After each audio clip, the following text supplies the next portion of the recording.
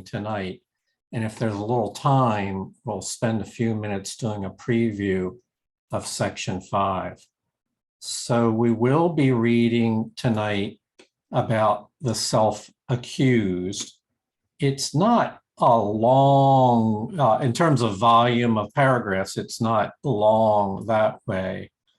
And I wanted to ask you a question. You've heard it said in the world at large that what you think of me is none of my business. This is not a quote from the Course.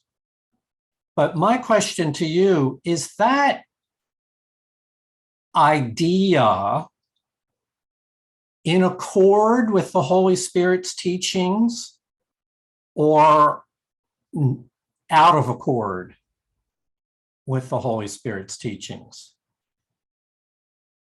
And let's see, so we can, before you answer that, here's another idea that is directly from the Course. What I think of you is a statement of what I think about myself. What I think of you is a statement about what I think of myself. So help me here. Two different statements about what people think about each other. What are we to make, since we know the second one comes from the Course, what are we to make of the first one and why? For in other words, does it fit with our understanding of the Holy Spirit's teachings, or is it mistaken? David? It is neither mistaken nor, from an ego standpoint, it is not, does not fit with the Course. From a truthful standpoint, it fits very well with the Course, because it's saying what you think of me is none of my business. And an ego thing, that's an ego statement as it's made. Yes. And in reality, what you think of me is plenty of my business, because we are brothers, we are the same. And if what you think of me is what you think about yourself, and I can't go on without you, and you can't go on without me. So what we think of one another is very much each other's business. Okay, that's fascinating. And there can be room for other points of view. Thank you, David. I like what you did with that. Susie? So I would say that what you think of me is my business, because if what you think of me is what I'm thinking of you, then probably it's good for me to have some realization that that's what's going on. You know what I'm trying to say? If you think that I'll just give me 1 second. I can help you along here if you want. Okay, because if you think that I'm discourteous, right? Then I must be discourteous, and I'm thinking that you're discourteous. If it's like we're thinking it about each other. It is my business if I want to change. Okay, so there's one idea. There's another idea. Let's put another one on the table. Jane? Well, what I would say is that we have to remember that we all have the same shared interests. So we all have the exact same mind. So what you think of me is none of my business is really, to me, a materialistic type statement. What I think of you is a statement of what I think about myself, because the Course is focusing on the mind. And with that statement, whereas I believe the other statement is coming from the brain, from the body, and it's not coming from the spirit. But what I think of you is a statement of what I think about myself is coming from the statement for us to learn that whatever I'm projecting out there is something that's coming from me, but not my brain. It's my higher mind. It's the split mind. So I think that the right hand saying what I think of you is a statement. I think that's definitely a course principle for us to look at and to work with. And the other one is more of a metaphysical, new age principle. Okay. Yeah, I think that's where it's circulated in those communities. Got some more comments. Julie. Me, Julie? Well, actually, Julie S. had her hand up first. Hi, Julie. See? Okay, all right, but I've already talked, so. Oh, I'm sorry. Kathy, you had your hand up. Yeah, I think that the course is all about thinking. We are thoughts in the mind of God, and all that matters is our thinking. So the first statement isn't true, because what's interesting about this is it's like we should care about what everyone is thinking, because that's what we all are. And that's it. So I find that fascinating, because we are our thoughts. We're a thought in the mind of God, and what we think, that's all we are. When the body drops, that's all we are. That's all we're left with is our thinking. It's like, it's all there is. It's more important than anything. So yes, what my brother thinks is very important to me. Fascinating. And Julius, did you put your hand back up? Okay. I did. I was just letting others go, but okay. So for me, since I can never know what you think of me, I absolutely can never know that, because it's in your mind and not mine. I can get ideas of what you think of me. So I feel like that's just an ego distraction. I feel me thinking of what you think of me is just an ego distraction. And I really have no business, pondering that question, because it's not for me. It's the way the ego can distract me. Oh, what does that person think of me, or whatever? It doesn't. And I'm not to say that I like the way it's said there, but I feel like it's just one of those things that I can never know. So that what I really have to do is I have to be aware of my projections out to you, because that's what I think of myself.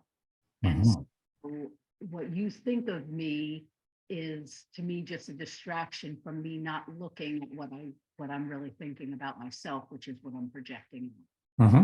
Okay, great. Thank you. And Richie, you have to comment on the quotations here. What I'm hearing is mind and projection. It may be true, but it shouldn't bother me. What I'm thinking about is appropriateness. And there are times when it's like, hey, let's change or redirect. I cannot change someone else. And there's actually, I think there's an approach that I use, that I try not to get caught up in the minutia. When I'm saying I think this whole for me, the whole thrust of the Course in Miracles is to be mindless, not mindful. And if I can get into that state, which I'm not always there. Hopefully, I used to do it all the time. Now, when I do it, I'm becoming aware of it. And it's not very appetizing after a while. I'm going against what I'm learning here. That doesn't mean that I may not think a of an opinion of someone, but and I used to mention it. Now I don't mention it as much. Right. I may think it, but I don't, you know, it's funny when I say, oh God, I used to think of him that way. He changed now. They haven't changed. I'm the one who needs to change. You're the one who changed. Okay. All right. Thank you. And we're going to take one more. Heidi's been patient with her hand up. What you think of me is none of my business is basically, I think, coming from ego, because I chose that we're judging and we shouldn't judge. And what I think of you is a statement of what I think about myself. Depends on whether we're coming from love and light or we're coming from judgment. So it's either, are we coming from Holy Spirit or are we coming from ego? Mhm. So it could go either way. All right. Well, that's a lot of good ideas. I think we've got you warmed up. You got your noggins engaged. And now we're going to go on with some passages from that will lead us into tonight's topic. David, do you mind reading? The building of a concept of the self is what the learning of the world is for. This is its purpose, that you come without a self and make one as you go along. So we're talking about every person has a concept of the self that they have built, and the world will teach you that this is what you're here for. This is the teachings of the world. You come in without one and you make one up as you go. The building, and that means you still have a concept of yourself that you have made. And then one more passage, David. And by the time you reach maturity, you have perfected it to meet the world on equal terms, at one with its demands. For this is an image that suits a world of shadows and illusions. Here it walks at home, where what it sees is one with it. A concept of the self is made by you. It bears no likeness to yourself at all. It is an idol, made to take the place of your reality as Son of God.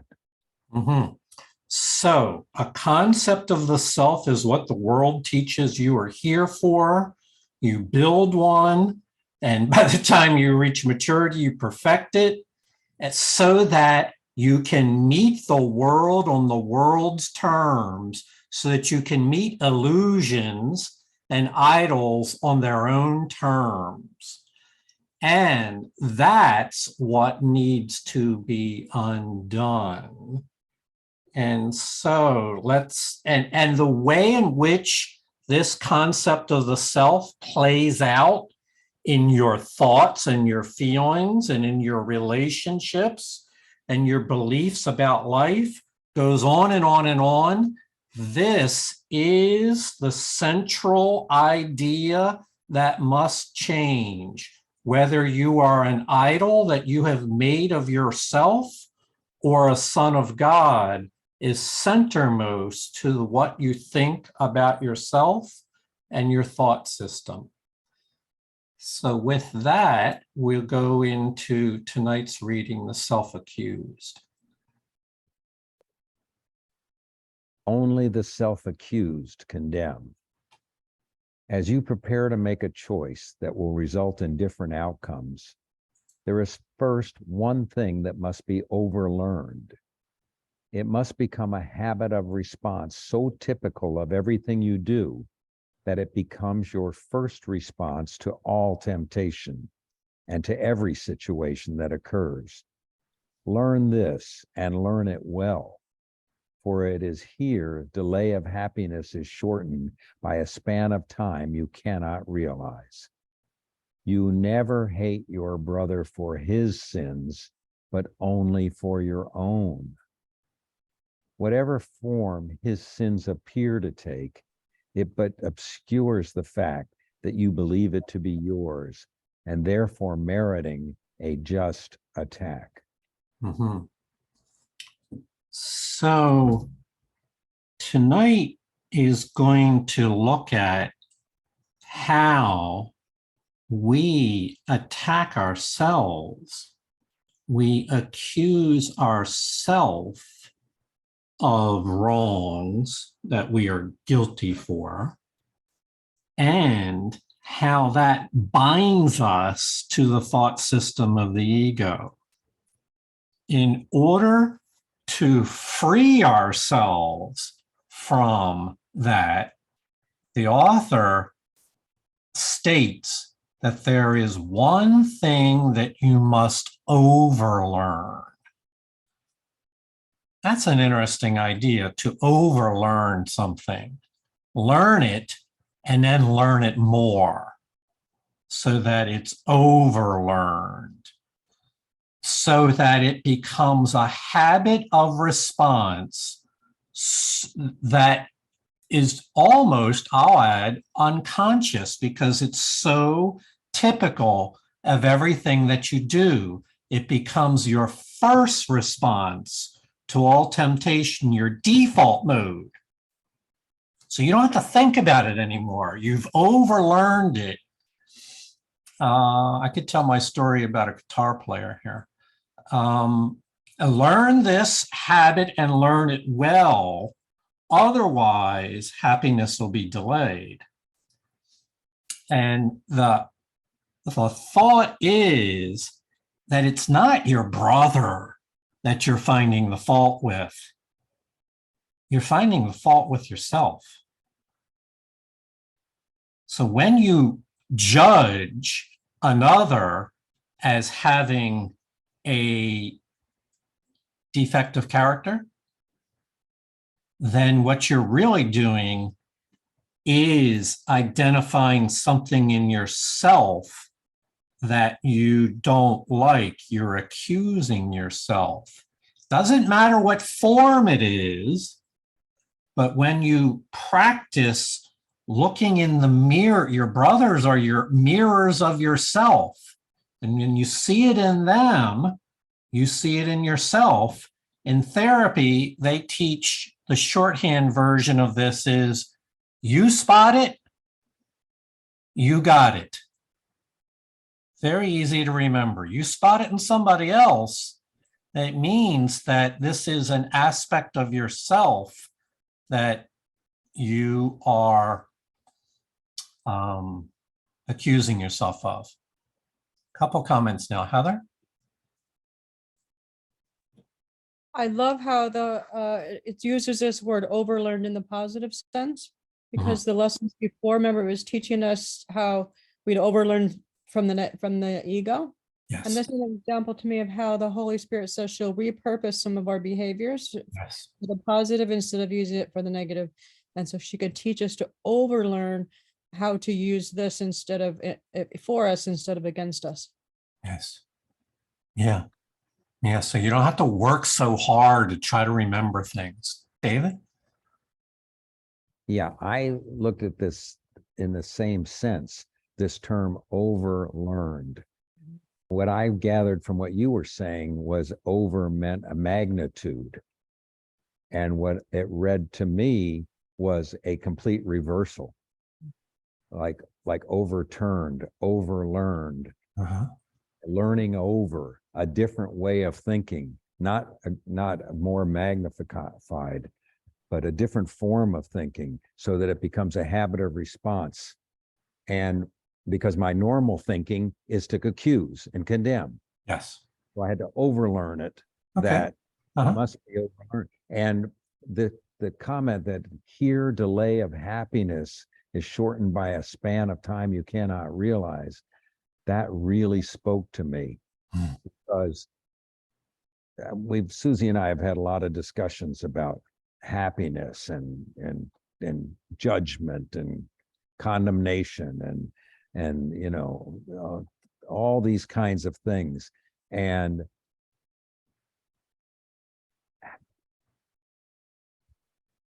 miracles are a shortening of time.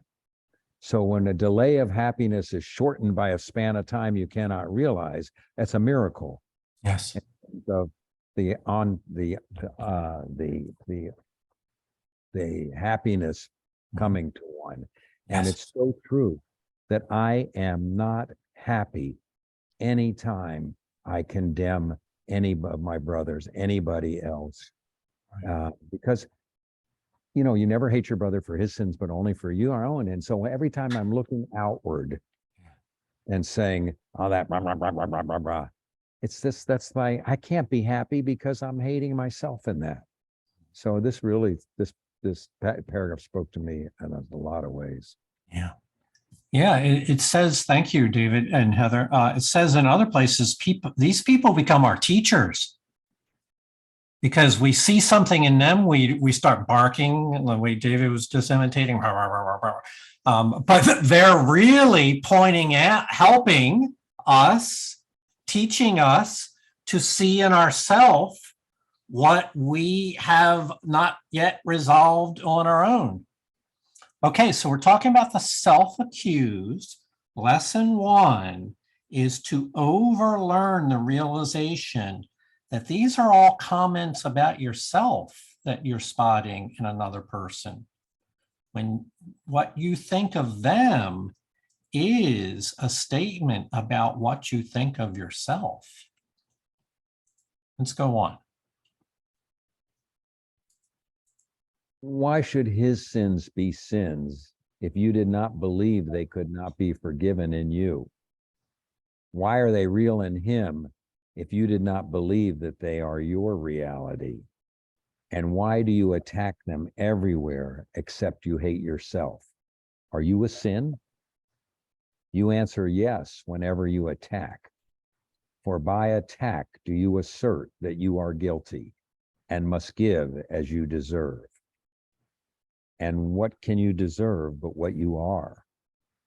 If you did not believe that you deserved attack, it never would occur to you to give attack to anyone at all. Why should you? What would be the gain to you? What could the outcome be that you would want? And how could murder bring you benefit? No, I have witnessed it in my own life and in others that the ego can be very cruel to ourselves. So I'm speaking about myself here. I'm speaking also about what I've seen in others. There are things that I would do to myself I would never do to another person. So that's the phenomena how it shows up. We could call it self-destructive behavior. Things you would do to yourself that you would not inflict on someone else. It would be cruel to do to somebody else. And this response must be undone. We must stop treating our holy self as if it was a sin. You answer yes whenever are you a sin? You answer yes whenever you attack. Whenever you attack someone else, whenever you attack yourself, you are jumping into the boxing ring called ego versus ego. And who you are condemning yourself, the self-condemned.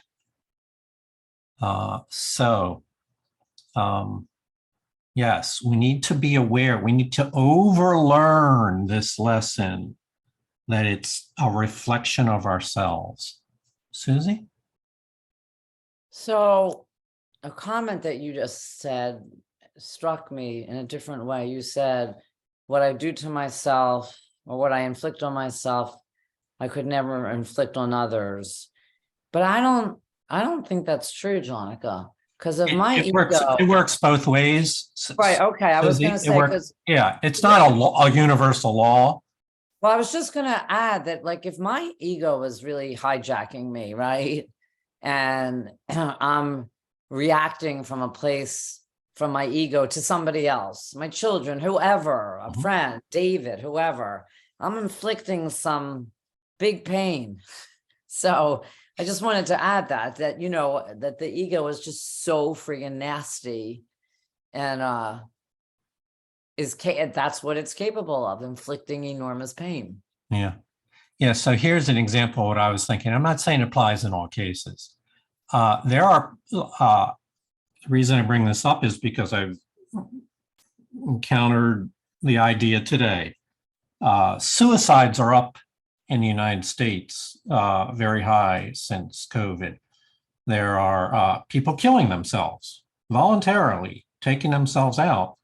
Many of these people would never commit murder to another person, but they would murder themselves. And so that, and I'm not saying it always works that way, or other people that have, it really doesn't matter who you do it to. As it says here, whenever you attack, you are attacking your concept of yourself, even though if you express it physically or verbally, you may project it outwards. The root cause stems from the way you view yourself. And that is where the sickness lies, in believing ourselves something less than the perfectly created loving beings that the Holy Spirit sees us as. That has to be undone. Richie? Yeah, hi. It happened to me the other day. I went off on someone, and when I got back to myself, I realized it was just unfulfilled needs that I was projecting on someone else. Right. It's my lack, and it has nothing to do with them. Right. And when I do get back to myself, which sometimes it's difficult, it just depends on the situation and the attachment, what's important and what isn't. Right. What the course is teaching me, if I can continue to do it, it's easy because you guys, this is in stereo. Each one of us is complementing each other. And that's great. When I'm out there in the world and I'm on my own, I'm not really on my own as long as I keep that conscious contact. I heard something recently. There was in a 12-step program, there's a word sanity, and everyone is saying sanity, sanity, sanity. And I tried to get to it. And what it is for me that I learned, sanity is just getting back to myself and keeping that conscious contact. Mm-hmm. No, that's good. And yeah. instead of trying to do, I cannot define the indefinable. And also, there's one of the lessons, it says, I don't punish myself for my sins. I punish myself by my sins. So it's a form of self-punishment. And believe me, it's nice saying this. When I'm out there in the world, I'm not the way I am as I am in these rooms. Mm-hmm. Well, you're making a great case, Richie, for overlearning. What you're saying is when you're with the group and other supporters, you find it easy to sync up and be a part of that. But when you get out there in situations that are less comforting, perhaps, it's harder. So this is where I want to tell my story about the professional guitarist. This is a guy who won Grammy Awards for playing guitar, and they asked him how he could masterfully play these very complex pieces And they asked him how it is that he had reached this level of mastery. And he said, well, first, I learned the song and I practice it at home. And then I keep practicing it until I learn it 100%. And then I keep practicing until I learn it 150%. Because when I get out on stage, I lose 50% of my confidence and my abilities. And so I've lost 50%. That brings me back to 100%. And I can perform the piece flawlessly. So in that sense, Richie, all of us need to overlearn our lessons so that when we get in those encounters that would normally trigger us, the default mode network within us is so strong that we respond according to the learnings that we get from the Holy Spirit. So that is going to require a commitment by all of us to overlearn something. Yeah. And actually, Richie's comments were an excellent lead into this next paragraph. David? Sins are in bodies. They are not perceived in minds. They are not seen as purposes, but actions. Bodies act and minds do not. And therefore must the body be at fault for what it does. It is not seen to be a passive thing, obeying your commands and doing nothing of itself at all. If you are sin, you are a body, for the mind acts not. And purpose must be in the body, not the mind. The body must act on its own and motivate itself. If you are sin, you lock the mind within the body, and you give its purpose to its prison house, which acts instead of it. A jailer does not follow orders, but enforces orders on the prisoner. So it's easy to get confused when you read passages like this. But notice I tried to emphasize it by bolding the if. The sentences begin with, if you are sin, then these things are true. But are you sin? No.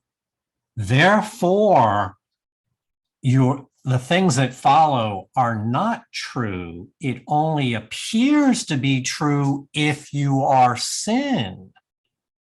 So if you are sin, then purpose must be in the body, not in the mind. That's only true if you are sin, but you are holy.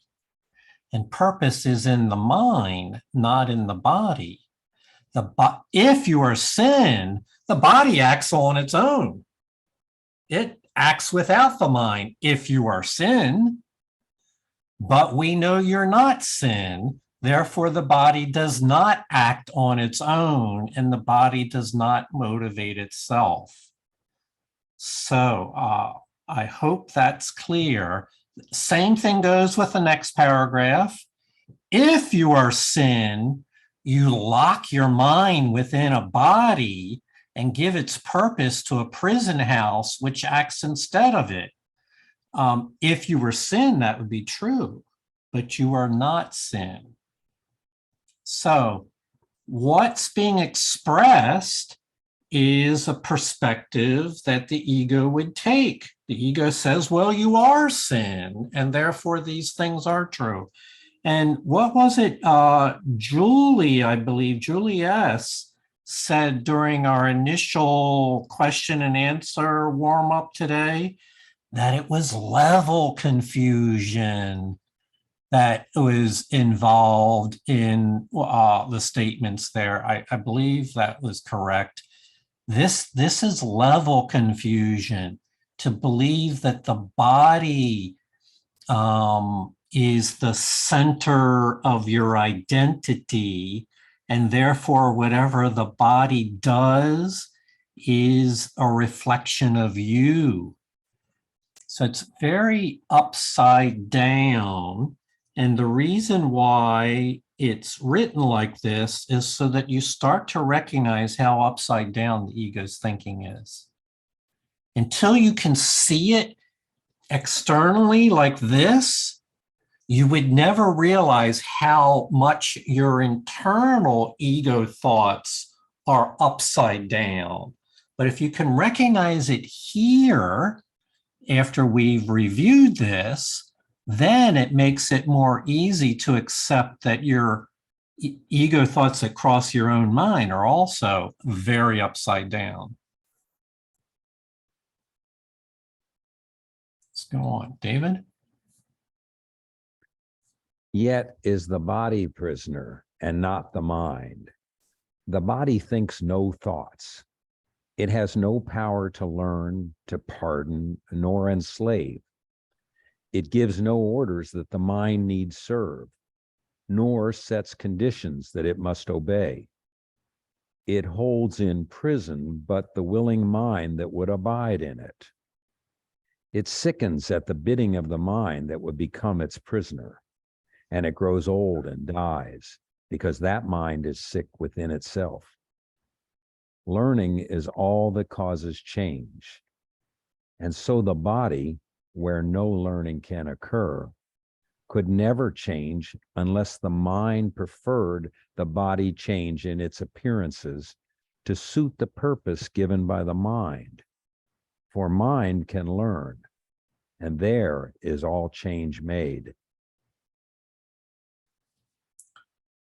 So I said earlier, I don't really have a teaching about health and the body. And Course in Miracles, I think it was Susie's question. But Susie, here's the answer right here in the paragraph regarding, and so the body where no learning can occur. True, the body is not the source of learning. And so the body could never change unless the mind preferred the body change in its appearances. So the body can change if the mind prefers the body change. And change how? In a way that suits the purposes given by the mind. For the mind can learn, and there is all change made. To underscore this idea, it says in another part of the Course in Miracles that the body is neutral, and the mind assigns it a purpose. That purpose can be to attack and create and follow the ego's guidance, or follow the Holy Spirit's guidance. If the mind follows the Holy Spirit's guidance and performs miracles, then the body becomes holy. Because the purpose given the body by the mind is a holy purpose, and in that instant, the body is holy. And so those principles are, to the best of my understanding, what the Course has to say about that relationship. That, please know, level confusion, there is great confusion in general around these topics, and they are covered in chapter 1 of the textbook. And we will be reviewing them in specifically and directly level confusion in January when we do chapter 1. All confusion, what's one of the principles, I should memorize the number. All confusion results from confusing the levels. Comments or questions on that? Go ahead, Jane. I think I have to always remember that the body is the ego. It was made by the ego for us to see separation or think separation. And that's the main purpose. It doesn't mean that the body is bad, except, or not bad, that's not a good word. It doesn't mean that the body does anything. The body acts. It does act. Yes. But it only acts on behalf of the ego. It does not act on behalf of the Holy Spirit. And we have to remember that, because it doesn't. There really is no body. We're minds. And that's a difficult thing to do, because we think we are our bodies. But the ego's only purpose is for us to see separation. And the only way we can truly see that separation or think that we do is through the body. Thank you, Jane. Julie C., you had your hand up. Hi. Hey there. Yeah, so I keep thinking about some things that I've been taught by other systems and stuff that I've read about how we carry trauma in the body. And it's really interesting, because there is, in my experience, there is some cooperation that is required there to let go of that and to allow healing. And I do believe that the healing is ultimately something that requires spiritual grace, because our mind has to allow exactly kind of what Jane was saying. Our mind has to allow that there's another reality other than the memory of being hurt or the physical injury that we have, or the psychic injury, which is stored in our neurochemicals in our physical brain. And, it's not that, everyone's path is the same. It's not that everyone has to necessarily follow the same path to healing. But in my experience, how I've been taking the course in is that ultimately that no injury occurred in that holy instant is the place to get to for me. And that's not the same thing as denying the experiences of my body as a small person. Those are not, that's not what I'm saying. But I do agree with what Jane is saying, is that our bodies are incredibly influential until and unless we overlearn a spiritual solution and overlearn to follow the holy instant and to seek the holy instant, not only in what's happening now, but to help us, unravel from the ego's prison. Yes. Beautiful. Thank you, Julie. Richie? Yeah, hi.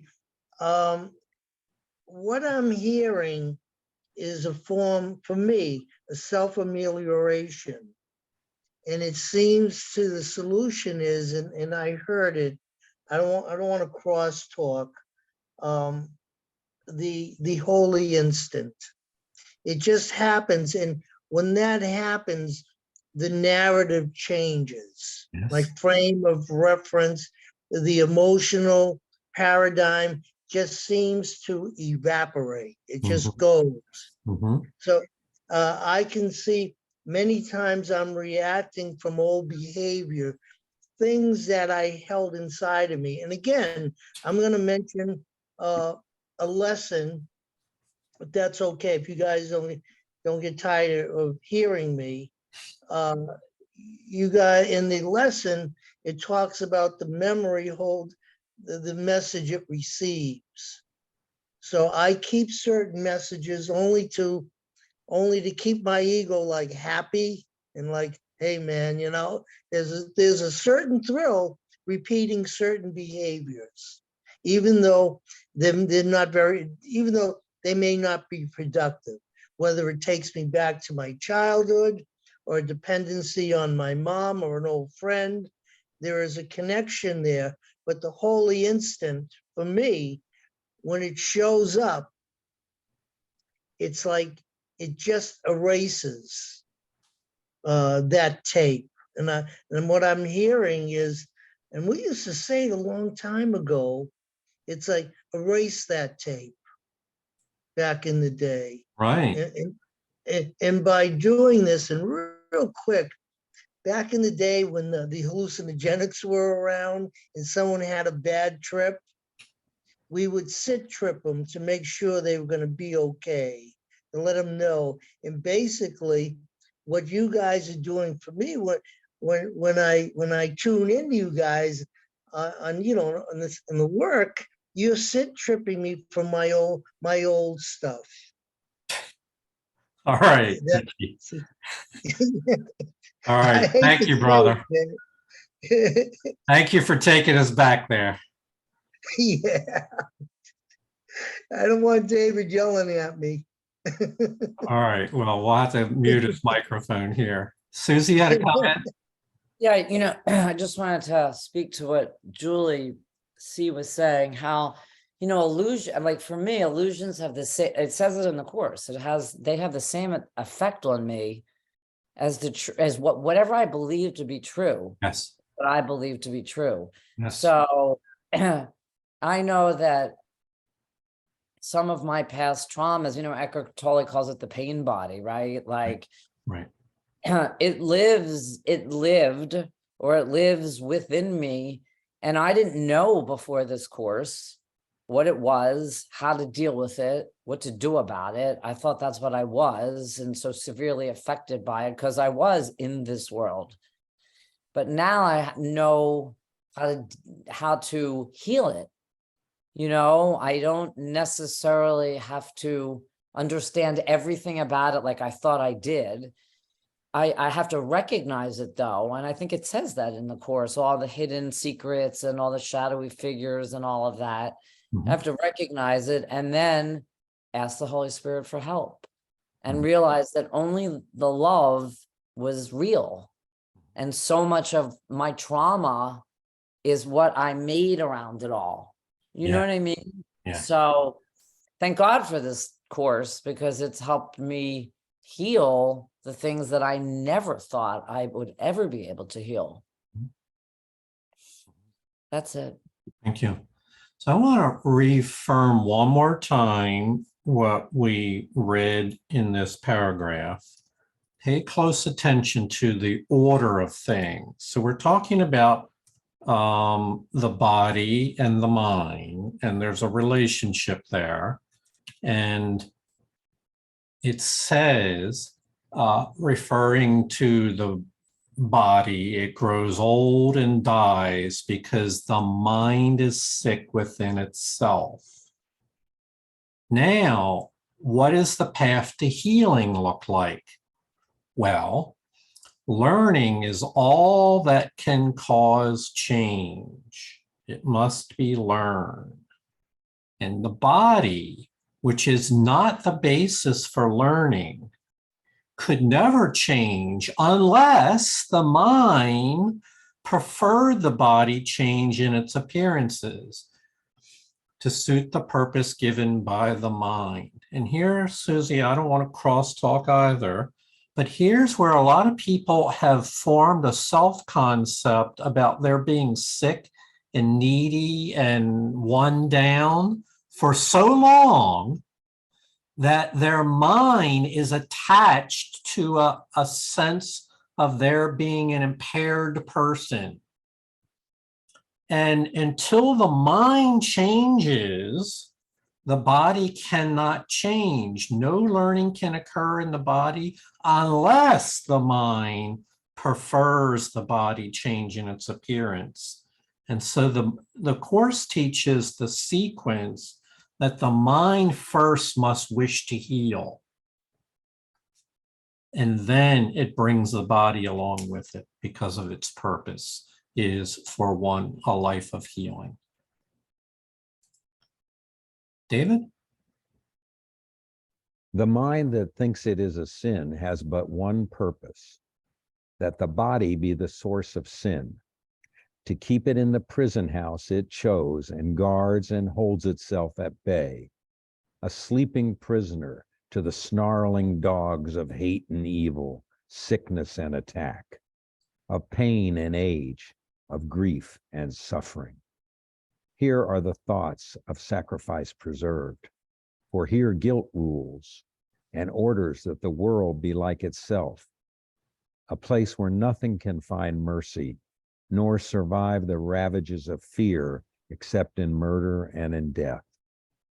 For here are you made sin, and sin cannot abide the joyous and the free, for they are enemies which sin must kill.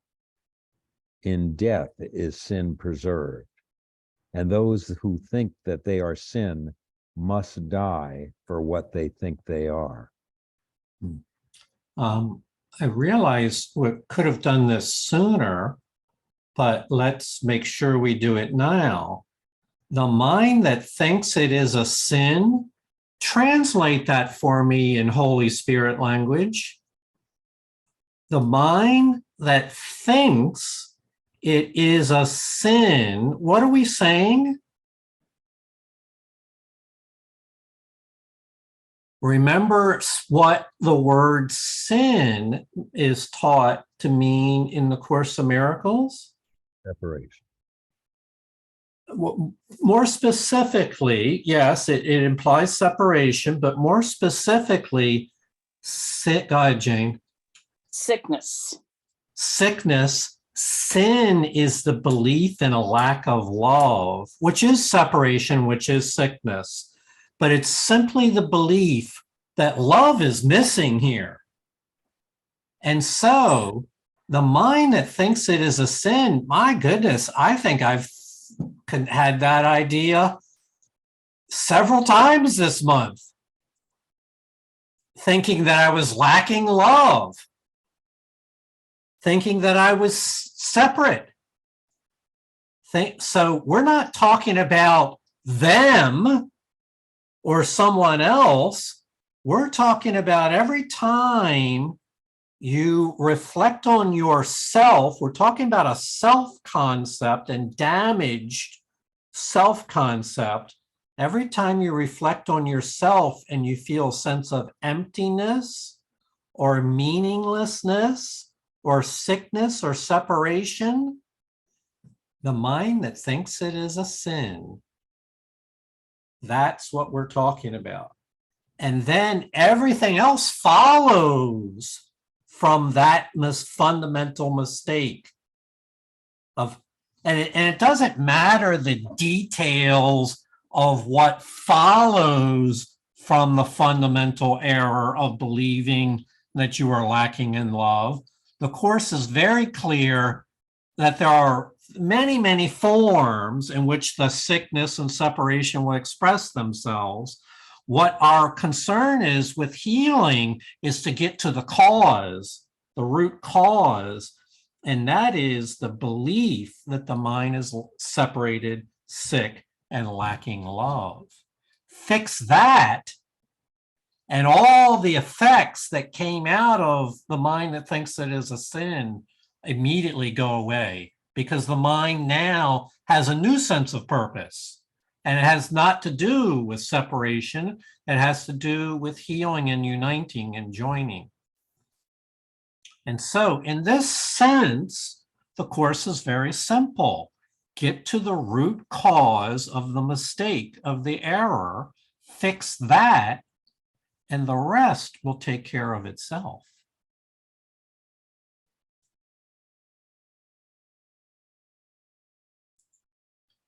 David?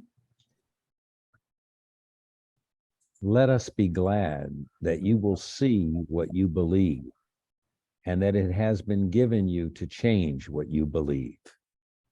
The body will but follow. It can never lead you where you would not be. It does not guard your sleep, nor interfere with your awakening. Release your body from imprisonment, and you will see no one as prisoner to what you have escaped. You will not want to hold in guilt your chosen enemies, nor keep in chains to the illusion of a changing love the ones you think are friends. The innocent release in gratitude for their release.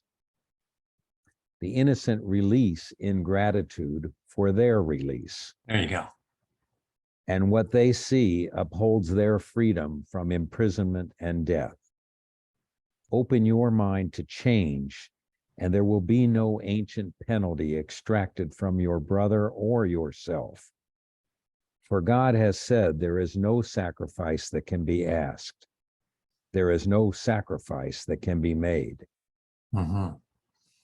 All right, so we've got a lot to cover here. So we just said that the mind must correct the fundamental error.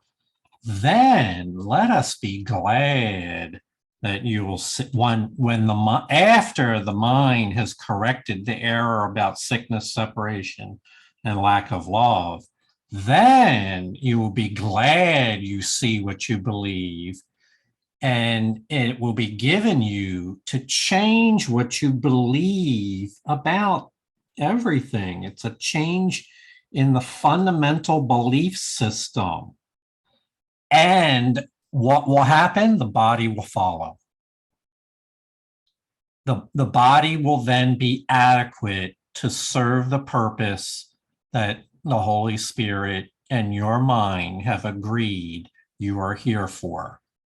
Can lead you, can never lead you anywhere else. So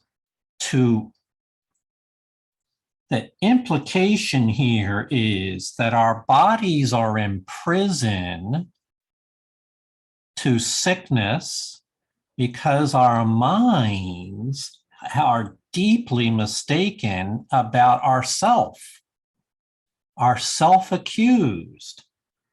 And then having made that fundamental mistake, there are effects that come out that ripple outward from it. It's like a cascading waterfall. You have to go to the source. Once we have corrected this fundamental error and return to our sense of innocence, then there will be no desire to attack anyone else. For as David has said, the innocent release in gratitude for their release. The innocent release others whom they held in prison of their own mind. They release them in gratitude for being released themselves. And this upholds their freedom. So again, open your mind to change. And there need not be any penalty paid by you or your brother. There is no sacrifice that has been asked and none that can be made. But realize the accusing yourself is the greatest enemy of mankind.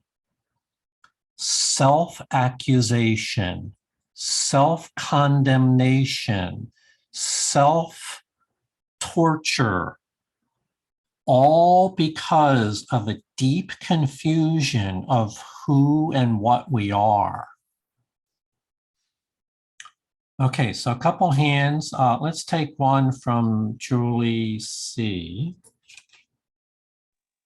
So I was thinking about the beginning comments, what other people believe about me is none of my business and that type of thing. So I've shared before that I have had a hard time releasing some sadness that I have around some, a brother of mine who I believe thinks poorly of me. And I've had a hard time with that. And what I've known this from ear to ear, but what I'm feeling tonight is that it is within my grasp to change that story for myself. And in fact, that's where it has to change. That's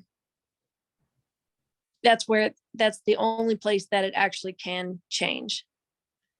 And so in that way, the healing is between me and the Holy Spirit, regardless of what I ever learn or hear from any other person who I may hold grief about, either because of what I think they've done to me or what they think I've done to them. Like it all gets healed between me and the Holy Spirit, and I have to be willing to change that story myself.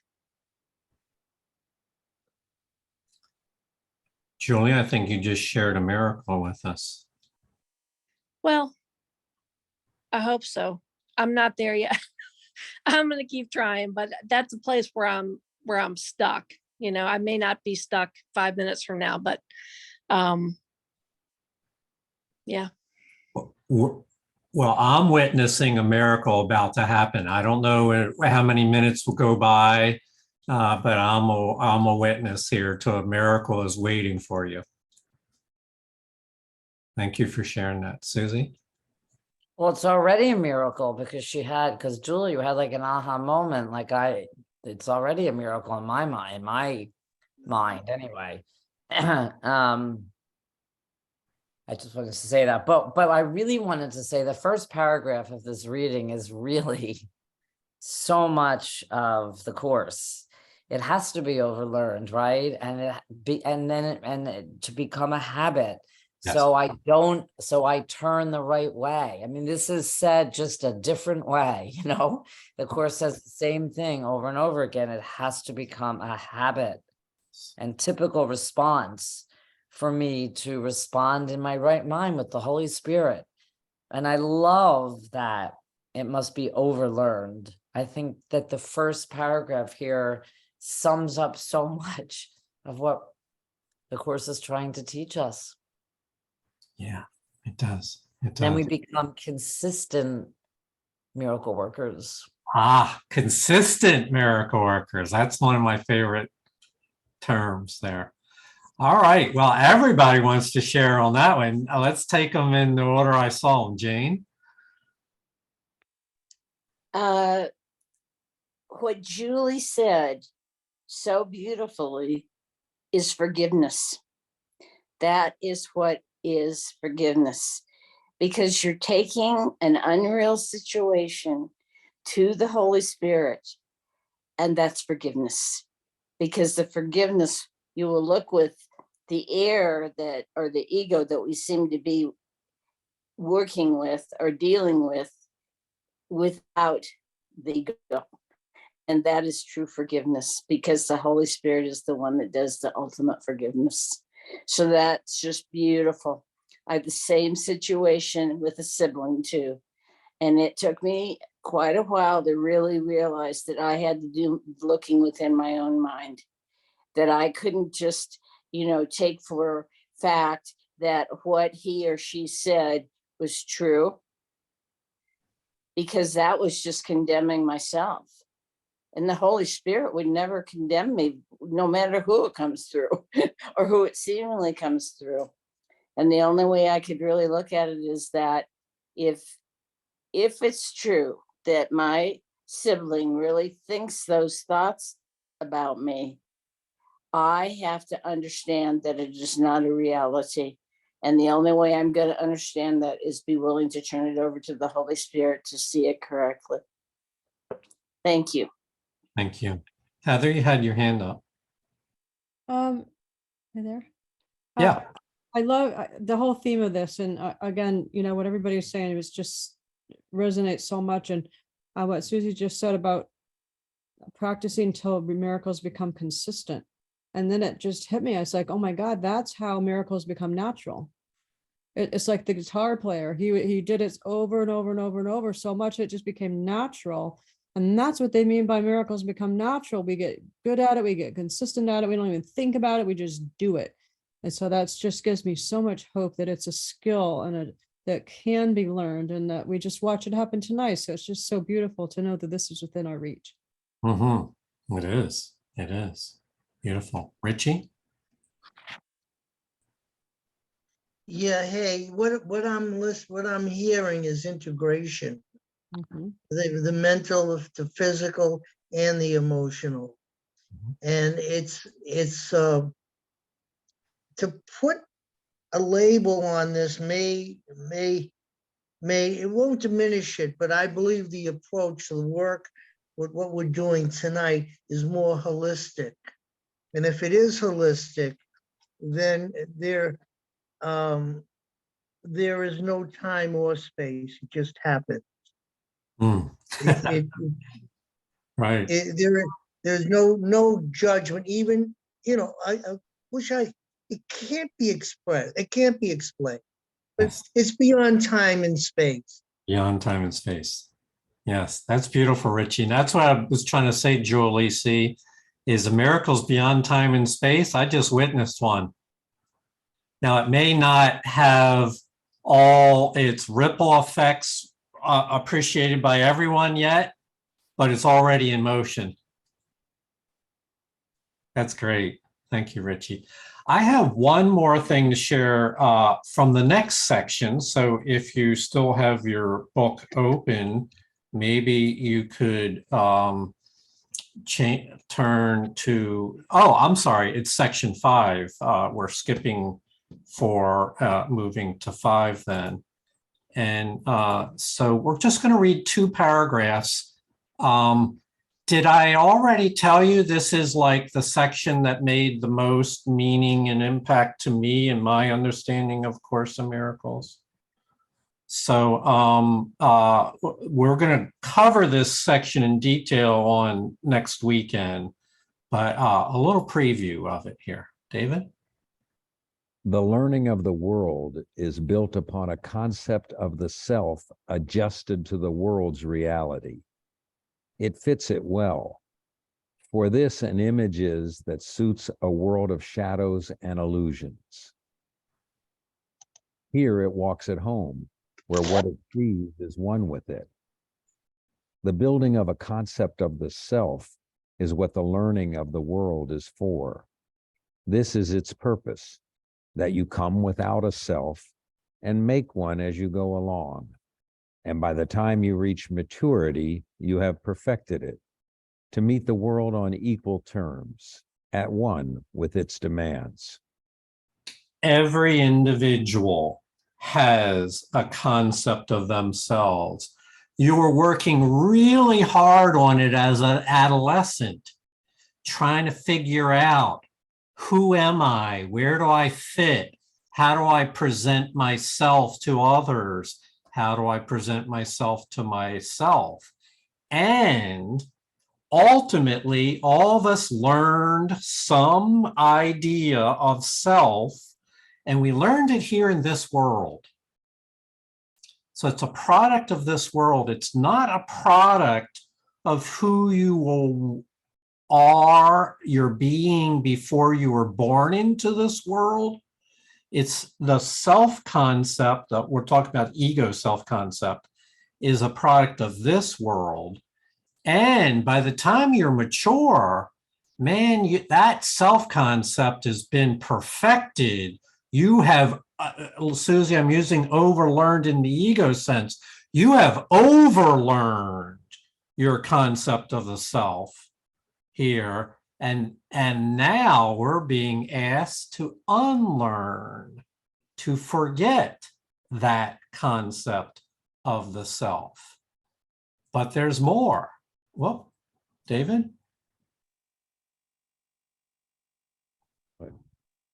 A concept of the self is made by you. It bears no likeness to yourself at all. It is an idol made to take up the place of your reality as Son of God. The concept of the self the world would teach is not the thing that it appears to be, for it is made to serve 2 purposes, but one of which the mind can recognize. The first presents the face of innocence, the aspect acted on. It is this face that smiles and charms and even seems to love. It searches for companion, and it looks, at times with pity, on the suffering, and sometimes offers solace. It believes that it is good within an evil world. Does any of that sound familiar? Mhm. Does any of that seem to resonate at home? Mhm. So everyone, not to make anyone feel badly or guilty, everyone has this concept of the self. But very few people realize that there are two purposes. Now, we're not going to cover this in detail tonight. So this is a preview for next weekend. This concept of the self has two different purposes. The first one you like.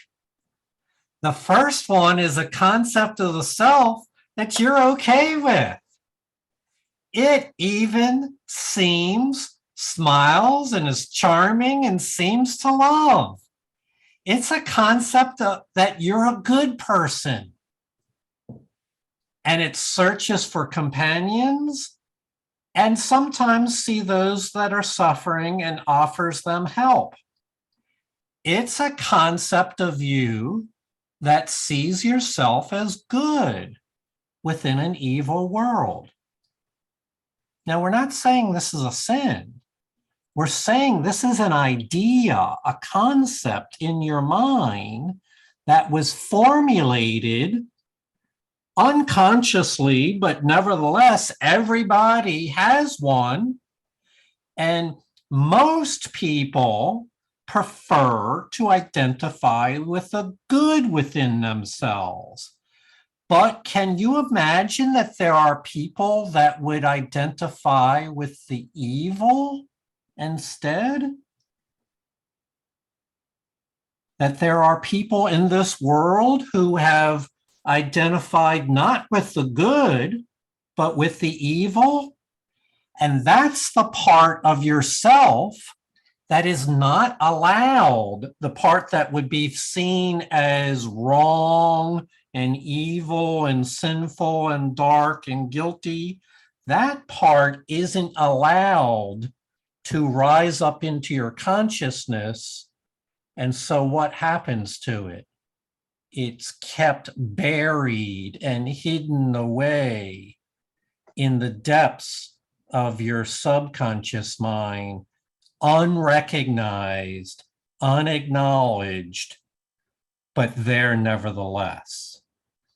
And so these two concepts of the self, a face of innocence and a face of guilt, is what we will be covering this weekend. I think that it's shockingly profound. Having read 60 books in psychology, made an effort to read almost every major psychologist. None of them suggested what we're going to be reading about here, or at least not as in framed it the way that we're going to be reading about that. So I hope you will join us there. In the meantime, realize that we have overlearned concepts of ourselves, and now we have to be very willing to unlearn or forget those concepts of ourself, not to leave us with no self-concept, but to clear our minds so that we might receive a self-concept that will make you so glad and so happy to be a part of the community that for which we were created in. So it's all for the purposes of making room for your true self. And we will cover that in more detail this weekend coming. So thank you, my friends. It's a wonderful journey. For me, it's like a grand finale to the Course of Miracles coming up. That's the way I choose to see it. Susie had a comment? No, it's just when you say the grand finale, it's like, for me, it's like so much more understanding. This overlearning is fascinating to think about how my ego has overlearned so many things.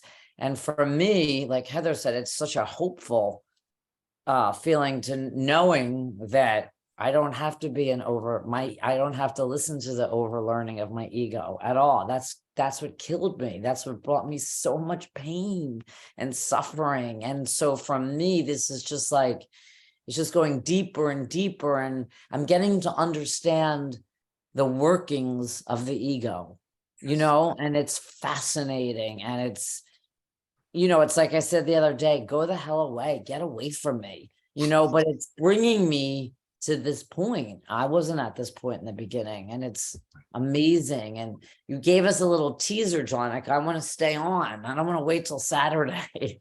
All right, well, you can read ahead.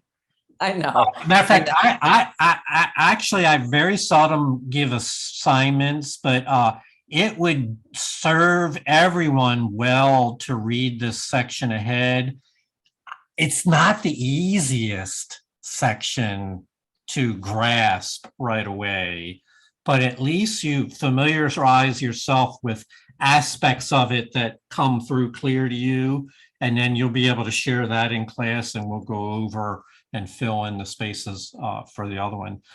I just wanted to underscore one more thing about what Heather said. If we overlearned what the ego taught, it is proof that you can overlearn what the Holy Spirit teaches. We're just using the same skills you've practiced under ego tutelage. Now we're under the tutelage of the Holy Spirit. Heather, thank you for that. You had a comment? I just love this whole thing. I just love these last chapters. They just blow me away. And what everybody said has been so helpful. What is really clear to me is this part about how we rebuild our self-concept. And we add our roles in. I'm a nurse, I'm a woman, I'm a partner, I'm a whatever it is. I have all these roles. And the course completely reverses that. It takes away all my roles. And it's so fascinating because when I say I am a whatever, if I take that off, all I am is an I am. That is the name of God. I am that I am. I'm not all the roles. I'm not all these things that I made up and added on and thought I was. I'm none of that. I am just the I am. And that just was so comforting to me that it's so simple.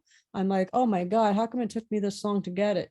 I really get it that I'm not my roles. This is not who I am. So I'm so grateful for the freedom and the liberation from these lessons. Wow, that's well said, Heather. It is indeed a revelation. Richie? Yeah, I'm just going to, like, this is dynamite, and I missed something. Will we be doing the self-concept versus self next week? Yes, Saturday? Yes, Saturday and Sunday, we will do self-concept versus self. Wow, man. And I'm assigning that as a reading assignment during the week. Doesn't mean that you have to understand every aspect of it, but, make notes to yourself, get pieces here and there, and we'll attempt to stitch more of it together over the weekend. Yeah, it's just registering, and I can't explain it. And it's funny because I just feel like the only person missing, and I'm being funny now, in this discussion is Bob Dylan. It was like positively 4th Street, Subterranean. It was all right here. And it is like so cool. Yeah. So thank cool. you, brother. Right where I want to be. Yes, indeed. Can I just say one little tiny thing? So what Heather said is so amazing, and that's where the overlearning comes, right? Because we all feel it right now. Yes. But then we have to go out and practice it and practice it and practice it, and not keep going back to where the ego is pulling. I am a nurse. I am a this. I have to go shopping. You see my thing in the chat, right? And that's the overlearning, the consistency of that, because in this moment, it seems like duh, and then we go out in the world and it's, Right. Yeah. And the moment seems so clear. And that's really what these sessions, High Plains, is about, is bringing clarity. So it's not foggy, but you can see through clearly. because that ability to see clearly with clarity and a vision is the best reinforcement that you will ever get on the spiritual path, is to see the miracles happening, to recognize that they're natural, and to have clarity about your purpose in there. And so, yes, and I really am grateful.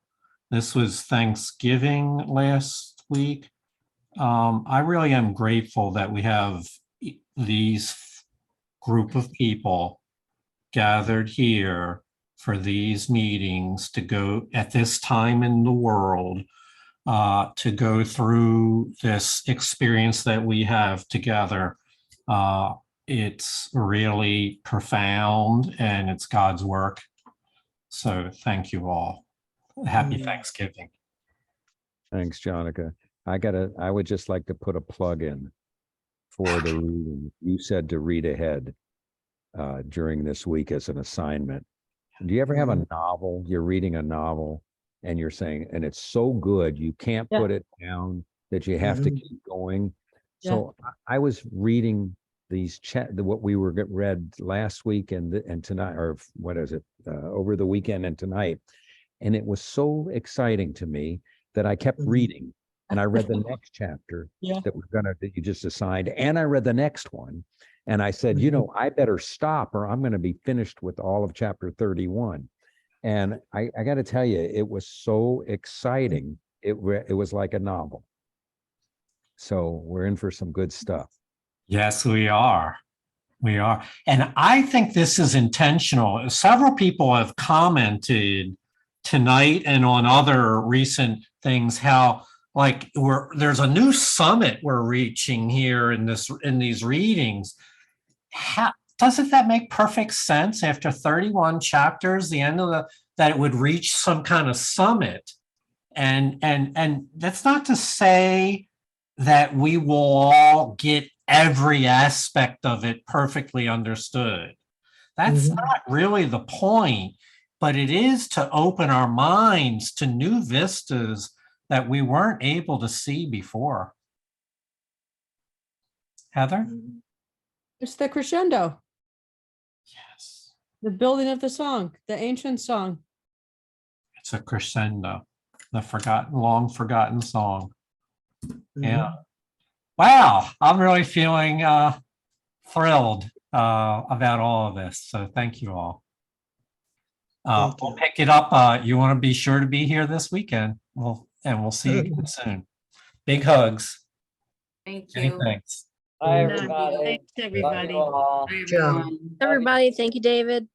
Mhm. Good night, all. Thank you.